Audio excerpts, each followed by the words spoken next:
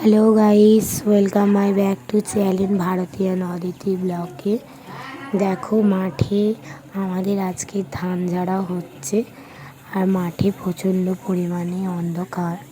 Light fit করে আমাদের ধান ঝাড়া হচ্ছে।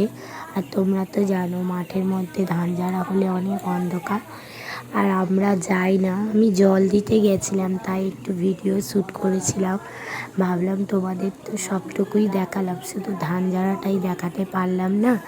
যেইটুকুনি ভিডিও করতে পারলাম সেইটুকুনি তোমাদের সামনে তুলে ধরবো বন্ধুরা।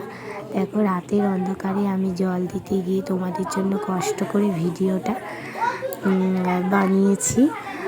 তোমরা অবশ্যই দেখো, লাইক কমেন্ট সাবস্ক্রাইব করো বন্ধুরা। দেখো